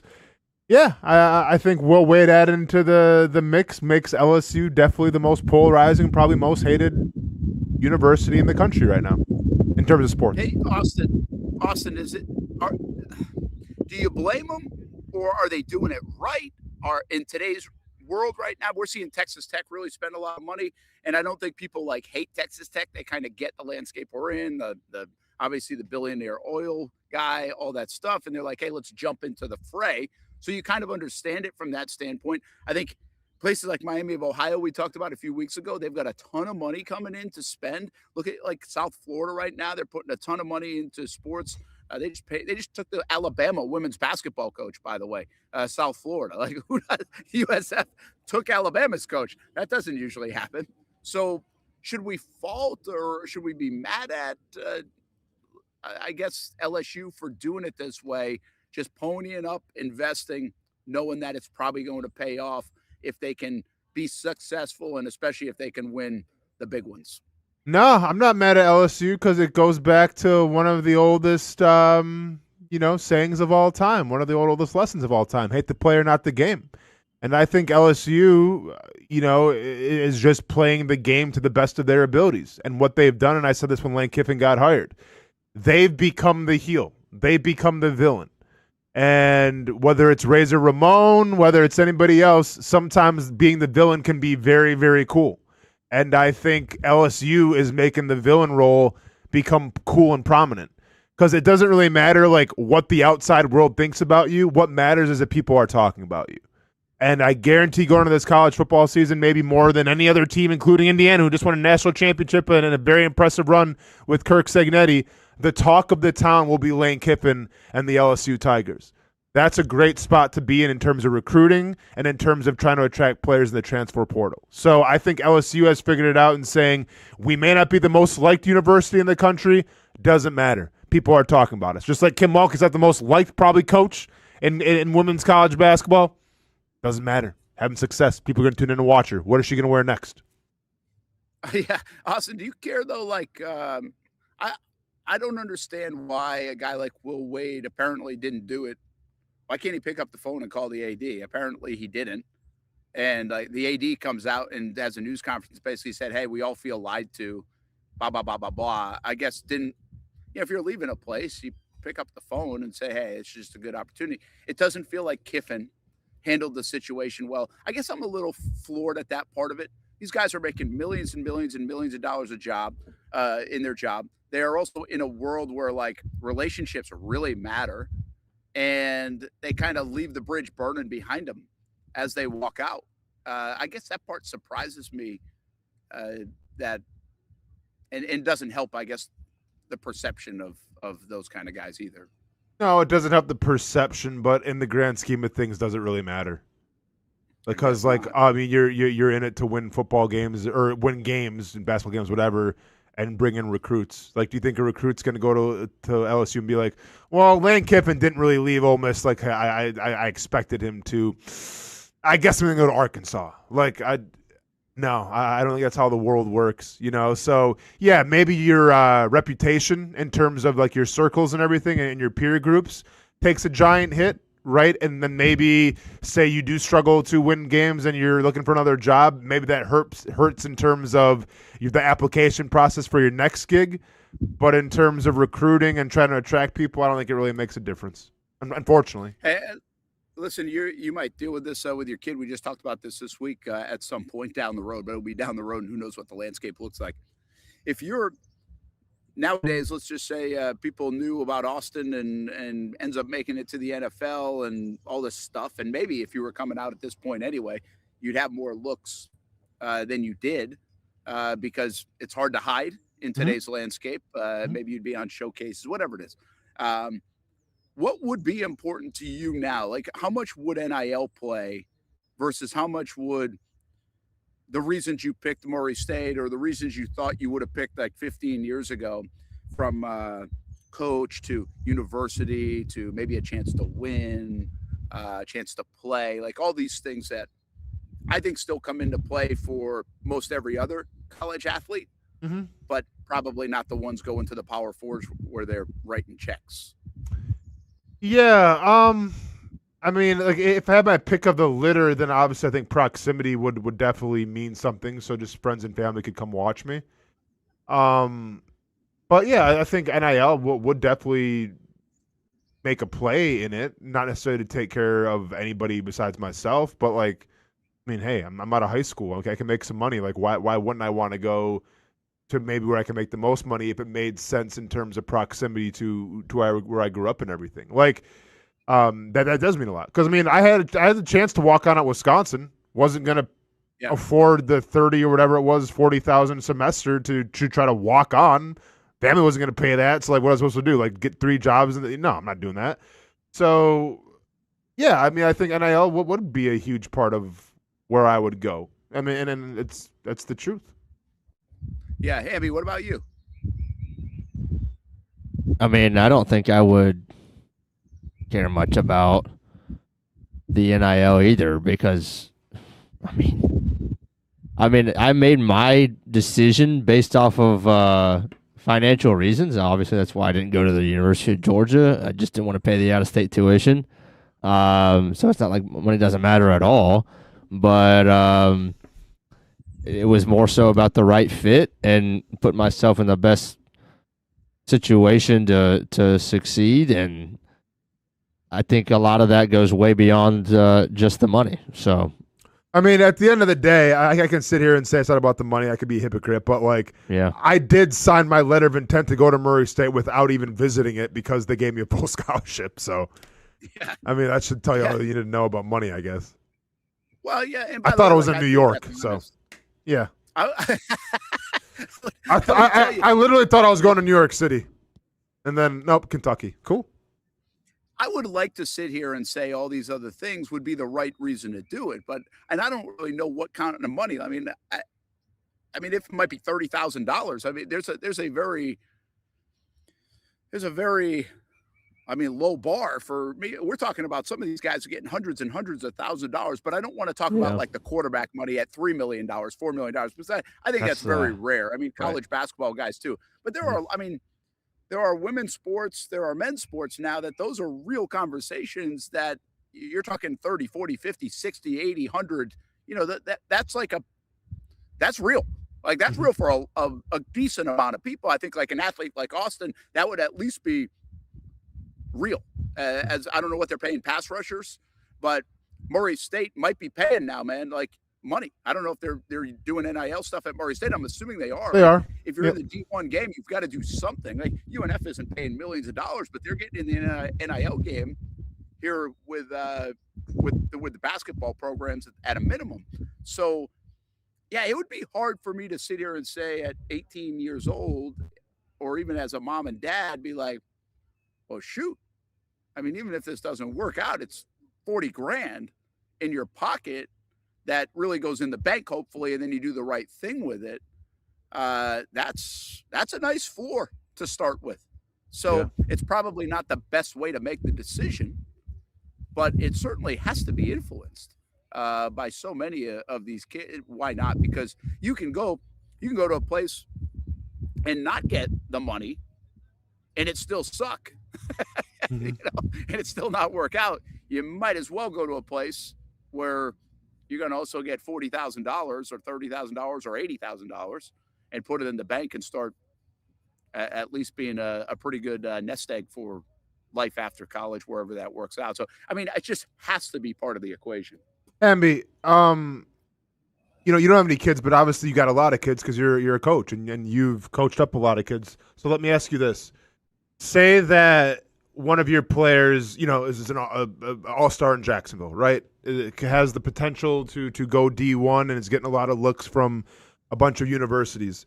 Say, like, this kid confides in you to have the coach in his house, but he also wants you there just to kind of be like that liaison, if you will. Okay. Just that kind of guy to bounce ideas off of. Mm-hmm. What are you listening for in terms of what these coaches are saying, and what kind of advice then are you giving to this kid? Where are you pushing the NIL stuff? Are you pushing academics? Are you pushing proximity? Like, what kind of advice are you giving to one of your players who obviously thinks enough to have you in that conversation? Yeah, I mean, obviously it's a great question. I think a lot of it, and the easy answer is it really depends on the kid. Like, that's up to me as our coach to know their family situation, first of all, of like what kind of, a lot of these kids in college sports, especially in the game of football, I mean, just going back and listening to a lot of the Georgia players, like they need the money. I mean, this is money that they're really sending back home. So you need to be, really, I guess the word is sensitive to that. Cool, by the way. Which is awesome. It's amazing that they have that opportunity at such a young age. So I think, let's just say that money wouldn't need to be used for that the parents are, just fine. I think the situation would be like, hey, where do you think that you can actually be developed, not only as a player, and I would be looking for a hint of, hey, if you don't perform, are they just going to discard you for the next guy? And I know every coach is kind of probably pretty good at the in-house visit to where it's going to be really hard to find that. But, like, any hint of, I don't care if they get promised playing time because, in my opinion, the teams that really promise playing time are the teams that aren't – I want to hear the best guy's going to play. And, hey, if a coach were to come to a guy, one of my players, and say, look, I cannot promise you X amount of innings, that's totally going to be indicated based off of how you throw and what kind of person you are in this program. And the innings are available, and there's X amount of innings up for grabs, and they're yours if you want them. But, here's our plan. And hey, maybe something like this. Hey, we have a 3-year plan for our guys. Yeah. And we really want to take steps in each and every year, and this is how we do so. I think those kind of things would be big to show year-to-year growth and not just, hey, we want to get you in here and see how many wins we can get out of you, and then, off you go. I like it, man. So you're going with a more upfront approach, like not the fluff, not like telling what you want to hear, but you just want the real talk. You want the truth of the matter, and almost like you kind of have to earn your spot. Yeah, because I want to hear the same thing that I think the guys are going to hear on day one of their meetings. Because on day one, when any coach sits in front of their players, he says the same thing. Playing time is earned. Yeah. He's not going to sit in front of a clubhouse of 25 guys and say, all right, guys, I know we have 6 months to prepare, but I already promised Jimmy he's going to be the 4-hole hitter, and he's not coming out of the lineup, and this guy is this, so our lineup's already made, because then what? Then the fall's just a crapshoot, and it's not anything. Good call. But yet, coaches will say a completely other thing to get guys in the door. So if your message is consistent, I think you'll be able to tell. I think you just hit a couple of, I think there's a variation of level. Like if you're playing in the Power 4, and that guy's talking about 3 years down the road, man, no way. Don't believe him because it's changing so much. They're trying to replace you every year and get better. Like it doesn't, you can have a good year and they're still trying to replace you and get better. If they can, they will. But that's a different story. If you're talking about, I would say maybe the group of 5, or maybe it's the A-Sun level or something like, I think it just depends sport level. There's no blueprint here. There's no blanket, because I do think it changes. But I also like what you're saying. You can still be upfront without promising like a 3-year growth period and everything else. Like, hey, you could actually be upfront with that. Listen, best guy's going to play. You're going to earn your spot. But you're going to always have to earn your spot. Like, it's going to be a highly competitive situation. And you would hope that would be pretty open and honest. I think that's one of the hardest things and you might find this, Austen, down the road, but I do think, generally speaking, it's one of the hardest things. Let's take baseball, because Hamby knows that well. We've lived that well. In travel ball, you can go find the place where you're going to play. You go write the check. And you're like, hey, they got 14 guys. We think they're going to play here. It's the good level of competition, blah, blah, blah, blah, blah. Well, that totally changes when you hit the college ranks. Now they got 3 travel teams in one, and you're not writing the check anymore and helping make the decision. So I think that's a tough thing to grasp for people, where they're like, what do you mean not playing? Well, to me, that's a very old school way. I mean, that's just the way it's been for a long time at colleges, given the talent pool being similar. that you got to earn your spot. I mean, I guess there was the time where probably the dad who wrote the big check probably got the kid a chance to play, maybe.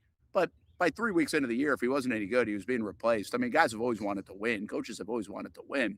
So I don't really think that part has changed. The other thing that may be a little bit in that same ilk is if you go spend a lot of money on a guy in any sport, you're going to give that dude some rope because you want that investment to pay off. And depending on how much money you have, then you might need that investment to pay off, but sooner or later, again, if that dude's not filling it up or she's not working out, then you're going to change the lineup because you want to win. And at the end of the day, these guys got to win. At most levels, you still you have to win. And maybe there's even more pressure to it. So I think I was interested in hearing Austen because I know Austin's very principled, and I know Hamby's very principled. And I would like to think I would be too. And you pick things for the right reasons, the right fit, the education, all this other stuff. But man, when people are throwing $30,000, $60,000, whatever it is, and then, I mean, the absurd amount of money's even make this harder. But even at $30,000 or $40,000 just to be on a roster, that's a pretty good chunk of change. That's hard not to influence a decision. Just the reality of the deal. We have our little side-by-side bracket with the Jacksonville Jaguars moments and plays and everything else from last year. We're going to update you on that when we come back. Brent and Austen Show, Action Sports Jax 24/7 Network. We're down to the Sweet 16. Got to get to the Elite 8, an eventual winner. And also, just a little bit of a teaser about, 5 or 6 shows away from getting into Shock Your Mock 2026. So start thinking about the mock drafts. We'll have some rules and regulations coming out next week. So get ready to send your mock drafts in and participate as we get closer and closer to the NFL draft, which, again, in the first round right now is a little bit of a dud here in Jacksonville. Jaguars don't have a pick. We'll be back. We're live at Queens Harbor. Don't forget, check out the Action Sports Shack Stream 18 card, actionsportshackstream18.com. But also make sure you check out UNFospreys.com and how you can get involved with their scholarship programs. This is the UNF 4 Scholarships Golf Tournament here at Queens Harbor. We'll be right back. Nimnicht is synonymous with Jacksonville, and now in 2026, Nimnicht is celebrating 85 years of partnerships with you. Longevity equals trust, and you want a car dealership you can trust. Thousands of vehicles sold, generations of families, all part of the Nimnicht family of dealerships. My family has been part of the Nimnicht family for almost 20 of those 85 years, and I've told you about all the different vehicles that we've purchased. But it's not about the cars and the trucks. It's about the service and also the Nimnicht relationships that expand all around the community. Congratulations to Jordan Matthews, our committed to the uncommitted player of the year. Nobody but Nimnicht. They are there for you and your causes, your car buying experience, and they are there for you 24 hours a day at NimnichtBuickGMC.com. Experience professional grade with big inventory and even bigger savings. And Jacksonville's only Car Bravo certified dealership. Nobody but Nimnicht for 85 years. This milestone belongs to you, Jacksonville.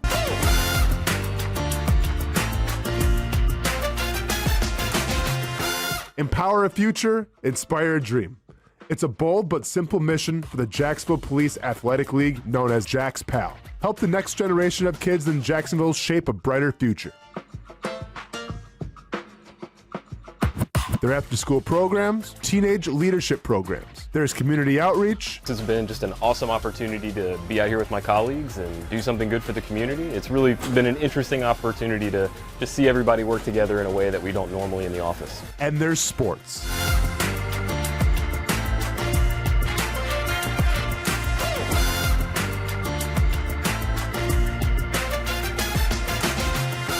There are also ways you can help the next generation with a donation of any kind. Just visit jaxpal.org to get more information. Empower a future, inspire a dream with Jags PAL.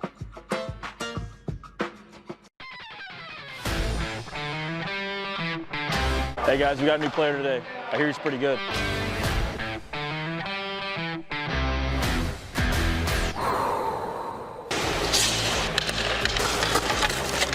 Heard this guy played in the NFL.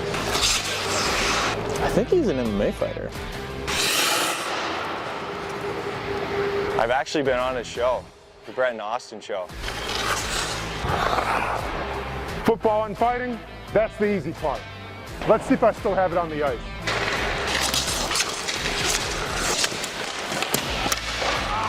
What the heck, man? Who is this guy? He's saving everything.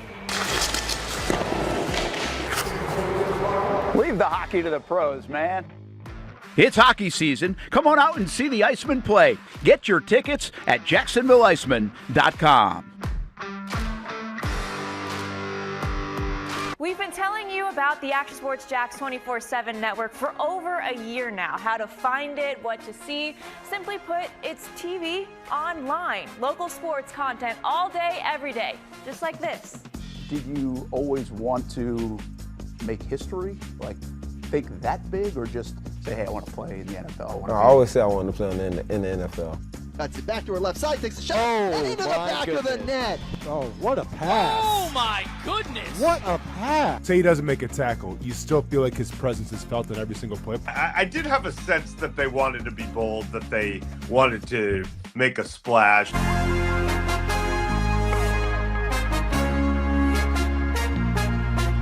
It's content you won't find on TV. Find it on actionsportsjax.com and just sit back and watch local sports all day on the Action Sports Jax 24/7 network. Most of us know how to throw.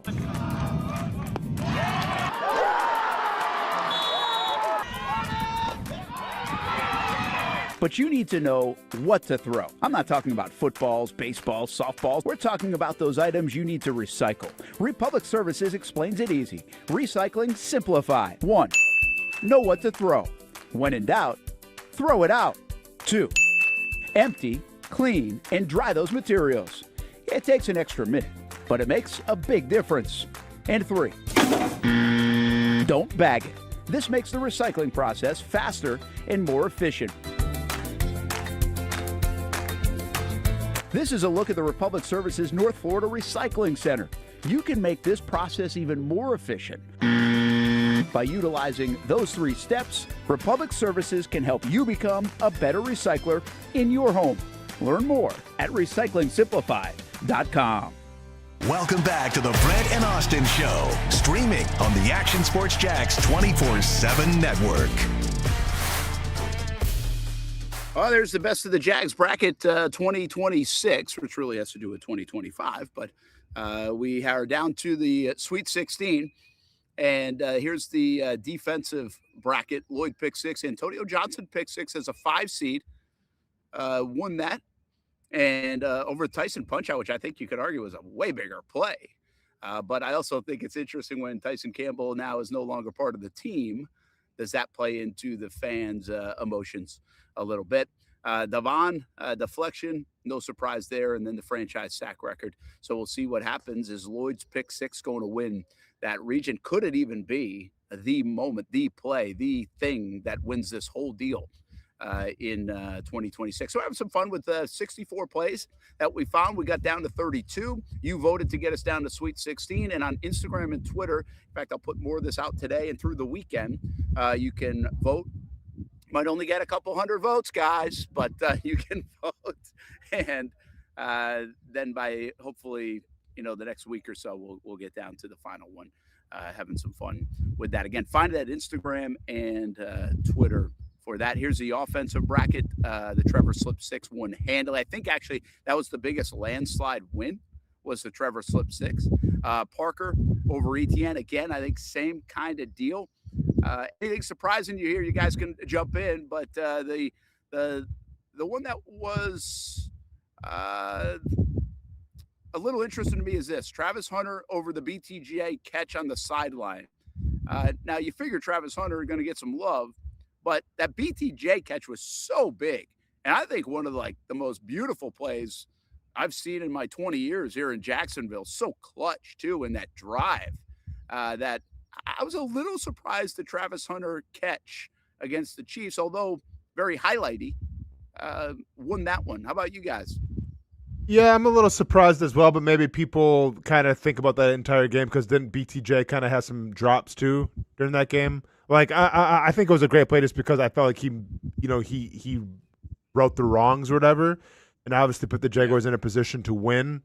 But I can get maybe some people remembering the bad of that too. Yeah, I think a little bit of this. There are so many plays, Austin, in that Chiefs game that I wonder if okay, we're gonna spread the love around. But I mean, I think four of the big. We have four of them. Slip six, obviously the Chiefs here. The catch from BTJ, so there's three of them, and then the Lloyd pick six. I mean, there were four of the best plays, or the biggest plays, or the biggest moments, however you want to describe it, of the season happened in that Chiefs game, which, by the way, is like a core memory for Jags fans now. Not just because of the plays, but the atmosphere, the Monday night, everything else. So could have done a bracket just on the Chiefs game. Without a doubt, man. Yeah, I mean, how refreshing is it when you're in prime time and those memories get to stick out for the better now and not for the worse. What else you got here, Hamby? Yeah, I think other than that, all of the chalk won. Okay, on the other than Parker Washington's game against the Broncos beat out Etienne's 3-touchdown game against the Jets. That was a 5 versus 4. So Parker. The fives won. I think a lot of the fives won. Yeah. So I think which doesn't necessarily mean I seeded it correctly either, but. Yeah, from what I've seen on Instagram, which this vote is out on there so far, Trevor Slip 6, man, is just demolishing. Austin, how iconic is that play going to be in the history of the franchise? I mean, I want to make a statue out of it right after the game. So, yeah, I mean, I think this is by far the favorite to maybe even win the whole thing just because, that to me is the moment of the season. If you want to take away any play of any game, that's one that sticks out to people the most. Yeah, it's so much in that play. There's so much. I think what that play represents, first of all, obviously Trevor's ability to not panic while everybody else is panicking, but also I think put that play in the Jags, the Bills before the last 5 years, the Raiders, the Cleveland Browns, and you lose on a play like that for so many years here in Jacksonville. You just lose on a play like it. You don't get up. You get touched. You're like, are you serious? What just happened? And instead, it flips. It almost feels potentially symbolic that we look back on it, and it's a play. And I think there were several others, by the way, throughout the course of the year that were like, oh, not the same old Jags. But you wonder, with everything else going on, is that the kind of play that flips around the fortunes of the franchise in a sense?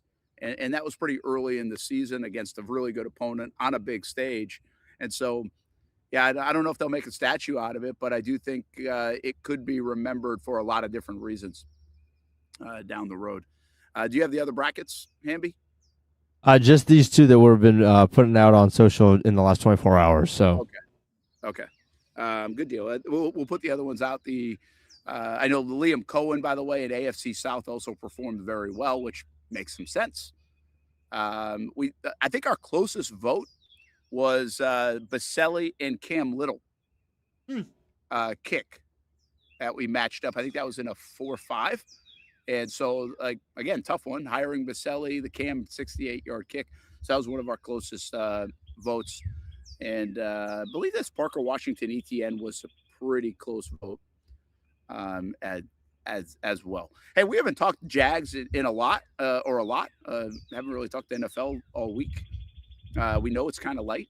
We've kind of mentioned that. Yeah. Right now, I think even Puka begs to differ. But what's that? I said Puka begs to differ. Yeah, Puka. Yeah. What about that?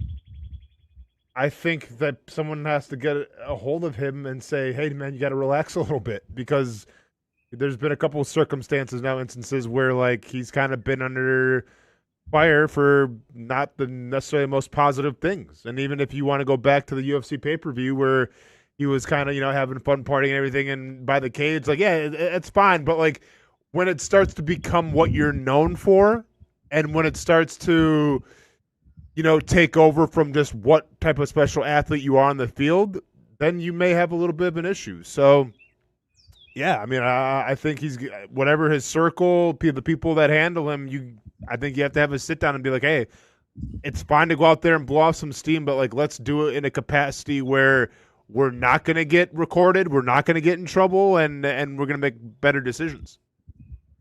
Do you think this would be a concerning topic anyway, or do you think what we've witnessed with other players, but specifically like Antonio Brown's downfall that is still fresh in everybody's mind over the last decade, do you think that raises the level of concern on a guy like Puka, such a very good talent? Obviously, he's one of the best in the game, and yet there's like the other side of it that we've seen where it can go in a heartbeat. And again, Antonio Brown's not the only example of this, but I just think he went from like best in the game or one of the best in the game, kind of like where Puka is from that receiver position, to what in the world? Yeah, I don't quite worry for Puka like I did for Antonio Brown, because obviously with Antonio Brown there was a lot of things that led up to the point of him just essentially being on the Buccaneers, taking his shirt off and saying I'm done, right? And then it just kind of got more wild from there. I mean, there was the time with the Raiders where the whole what do you call it, cryotherapy incident. Then he gets cut from the Raiders and he's celebrating, and for his camera crew, it was a bunch of things. What does make me worried for Puka is what makes me worried for any modern athlete nowadays who wants to, essentially marinate themselves with social media and Twitch streaming and all this stuff. It's that when you do those types of things, if you want to thrive in that atmosphere, it needs drama. Like any kind of streamer, any kind of social media personality, they thrive in drama. And it's not a great combination to have those types of people and then mix them with professional athletes. Because the last thing professional athletes need are drama in their life, right? Like, you get paid based off of performance. You get paid based off of stats and making plays. Drama's got nothing to do with it. Now, if you want to like people to tune in and watch you and buy your jerseys, sure. Then that's where the Twitch thing comes in and you get more, notoriety and all this great stuff. But I do not like the matrimony that's happening with professional athletes mixing with Twitch streamers, because it's two completely different worlds that I don't think belong together. Like, look at Cam Scadaboo.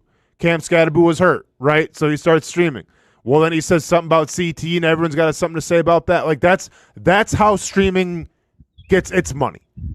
You got to say stupid stuff. You have to act in a stupid way. You get it on camera. You put it out for the world to see, and people respond. And that's how you get your clout via streaming. It doesn't need to be mixed with professional athletes. Yeah, that's a good message. Anybody else come to mind, by the way? Is Scadaboo is a good example of that recently, and obviously, like you're saying about Puka, I don't have a long list in my mind, so that's why I'm asking. Do you think this is a relatively new thing, that the engagement of the young player in that world, even though Twitch and gaming has been around for a bit, but are we going to see more of that, I guess, coming down the road? Yeah. I mean, I think it's only the start, right? I think it's going to get worse before it gets better. Like, why? Once again, and like, it's easy for me to say, hey, lock it up and like don't. But at the same time, how easy is it to go to whoever these guys are, Neon and all these dudes, hang out with them, get a couple extra, probably $100,000 just from hanging out, just from saying off the wall things. Like, I understand it, but my only point is that game, that system, that whole drama filled, it's set up for you to fail. That's all I'll say about that. Yeah, it's a good point. I didn't really think about it in that landscape. Here's the other thing about that to me, and I know this is easier said than done, but they don't need it. Like, they got plenty of money. They can go do their own thing if they want. They want to fire up a podcast or whatever. They can do it on their own. Like, they don't need these guys for clout. I don't think. So I mean, obviously it's something that they must like, but I don't get why they would fall into that, other than I mean, I guess they just like the gaming world, right? Because they're growing up in it. But it's got nothing to do with it's got nothing to do with the gaming world. It's got everything to do with your brand and trying to increase it. Like video, because not all the streamers are video gamers. Like now, there's some athletes who just play video games. Like Scadaboo started off just playing video games, but now it's like he's just hanging out. Whether it's like at a house party or something, and he's saying these things. Like it's the cool thing. Like it's the cool thing. It gets your name out there. It opens you up to a world of new followers and fans and everything. And I get that aspect because it's the same reason why people post on social media 24/7.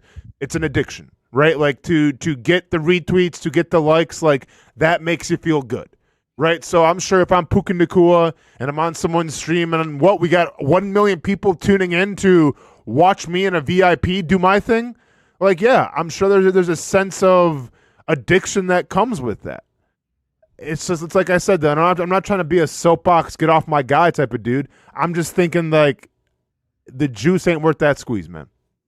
Yeah, it doesn't. Yeah, like if you're running their marketing team or if you're their agent or whatever, their team. Yeah, Ryan hit it on the head here. He's absolutely right. Some of the the biggest streamers that are making the most money, they're just in real life streamers.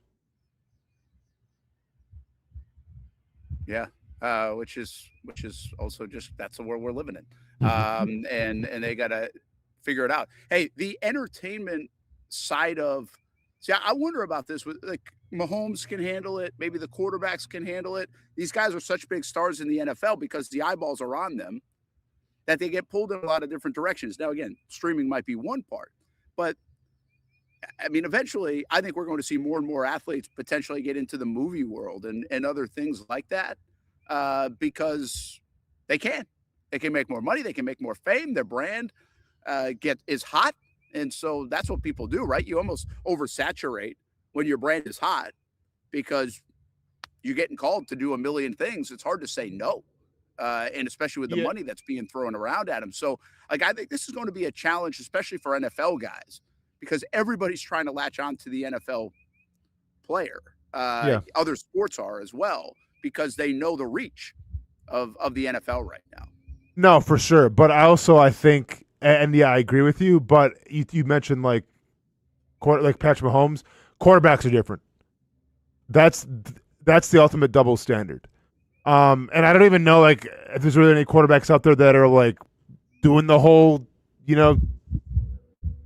streaming thing with like, in real life streamers. There's probably some, but like to me, the last guy that attempted that was Johnny Manziel, and it didn't work out so well for him. Like to me, the quarterback position, it demands so much of your time, effort, and energy to even be like a competent quarterback in the NFL, let alone then to be the face of the franchise, to be the leader, to probably be, the guy that's making the most money. Like you can't have a quarterback doing what like Puka's doing what Cam Scadaboo is doing and have success. I solely believe that. So I think it is a double standard in terms of that position where you almost got to reel it in, because if you don't, then you'll be out of the league. Yeah, it makes a lot of sense. Another football thing I want to get to in terms of Caleb Banks in just a moment. Florida Gators had their pro day.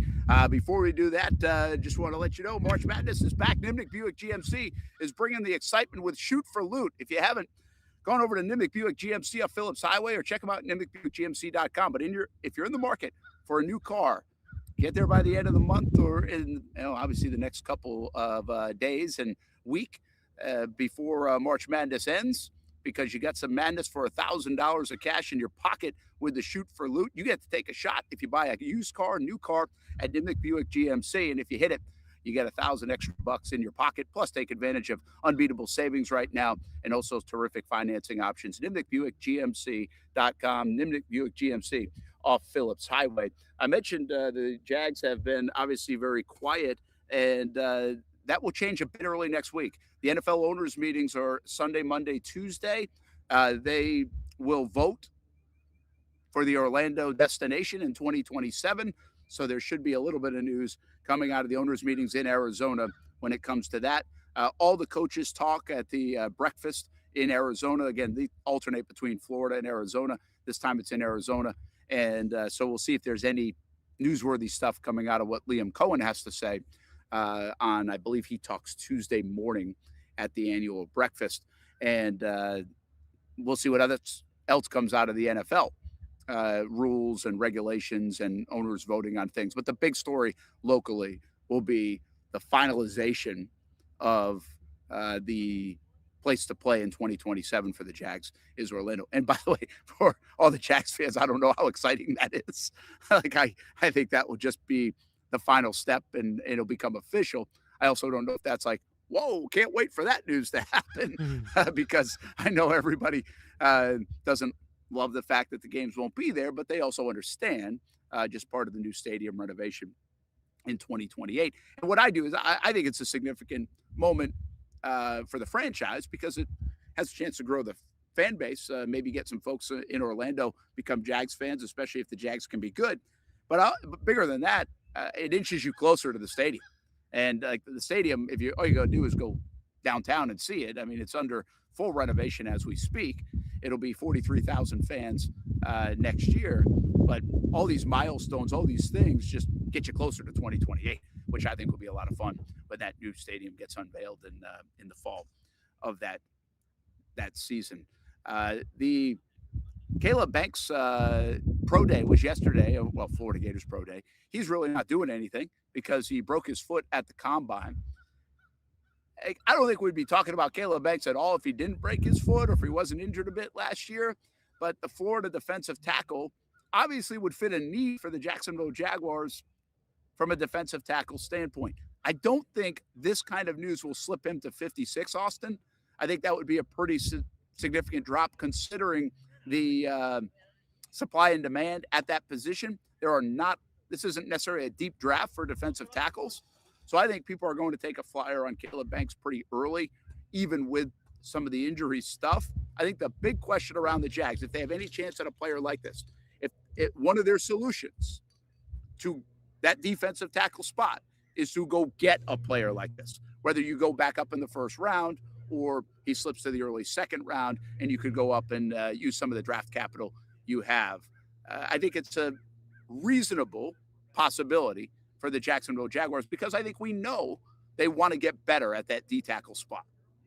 Yeah, now whether it's with Caleb Banks, man, I mean, I get the whole injury thing, but you talk about 6'6", 334, the 35-inch arms, man, like there's some things, some traits you just can't teach that. Oh, and by the way, pretty damn athletic as well. So, yeah, I have a hard time believing. We'll see what all stems out, but I have a hard time believing that a guy like that is going to fall. Now, if he does, that'd be great. We'll take it.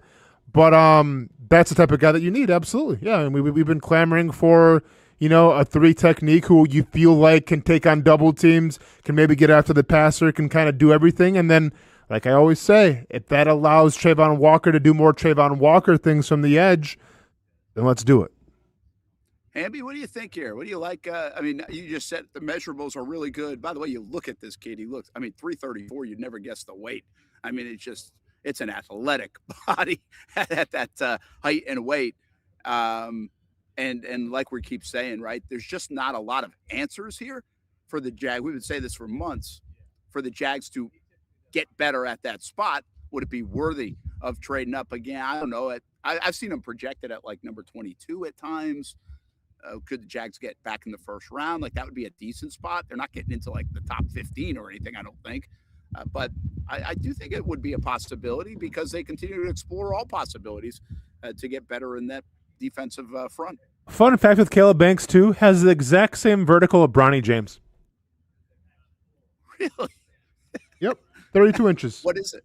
32. What is it? 32 inches. It's insane. Bronny James has 32-inch vertical. That's it? Guess so. Wow. What do you think my vertical is? Minus 10? What are we doing? Minus 10? I'm into the ground. Minus 10? He just sinks. I wouldn't know what's an average vertical. For a normal person? Yeah. Like 18 inches? Probably 20 or something, right? 18? Maybe like 2 feet. People are built different, Yeah, I can't dunk. I think at one time I could hit the rim Have you touched rim? I could. I don't know. If I was I'm gonna not say, sure. man, I'm sure I could. I bet you could, man. With your build, that hair, yeah, come on. You got it. 5'10", You got that. wingspan. Got that, man. I got Yeah, faith like in you. maybe my I only have like a 24-inch vertical. Like, I don't know, or a 22-inch. I have no idea. So generous. I mean, you said 24. That's pretty generous, ain't it? Maybe you got it. Try it out. 24. You think so? Yeah, and that's like that gets measured just straight up and down, right? Yep. Yeah, no Yeah. running start like I would. For No. Nope. Yeah, Straight up actually, and down. maybe not then. Maybe. Yeah, 24 might be a little generous. What was yours? Do you remember?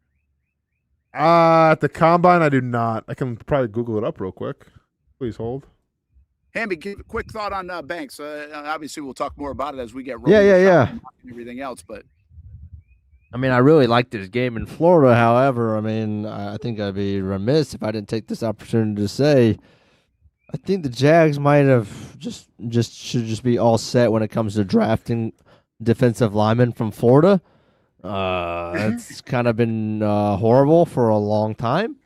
So maybe give him a pass, but no, in all seriousness, this guy was wrecking games when he was healthy, and I don't think he was healthy for a single game all last year, and you could still see how disruptive he was. I think that really matters. So at the end of the day, if they took him, if they found a way to get him at, let's say, 38, and if he fell and they traded up in the first couple picks of the second round, I think I would kind of be ecstatic about that, honestly.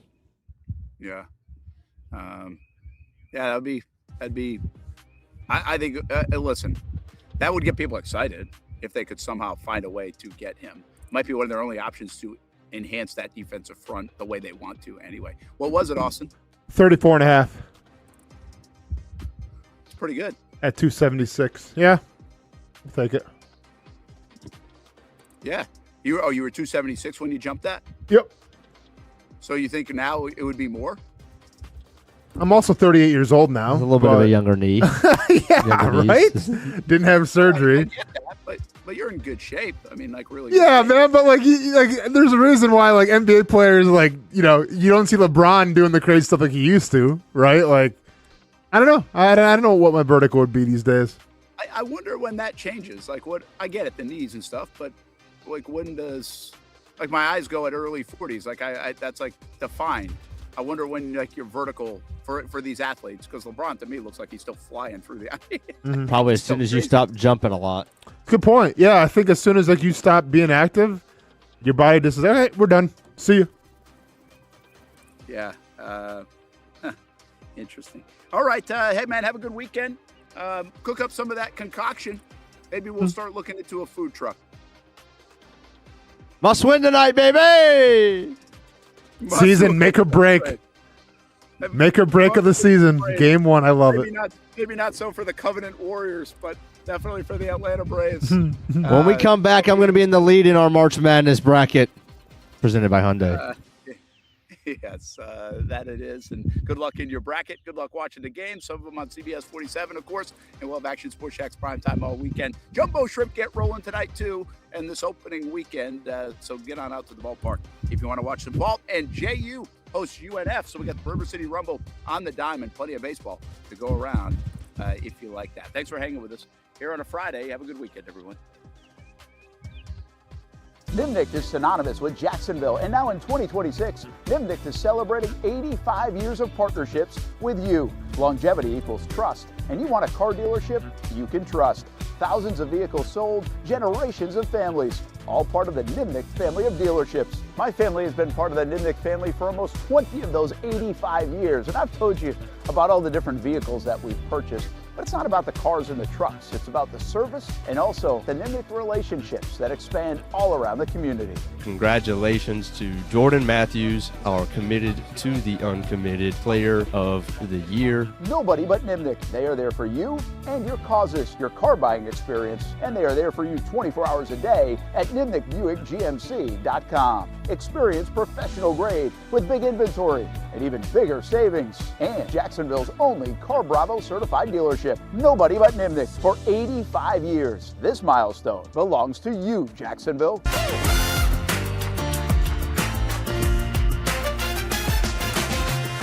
Empower a future, inspire a dream. It's a bold but simple mission for the Jacksonville Police Athletic League known as Jags PAL. Help the next generation of kids in Jacksonville shape a brighter future.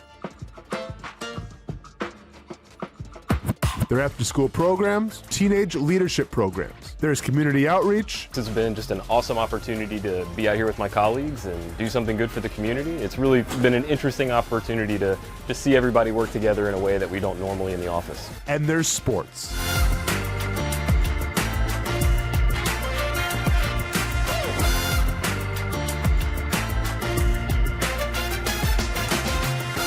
There are also ways you can help the next generation with a donation of any kind. Just visit jaxpal.org to get more information. Empower a future, inspire a dream,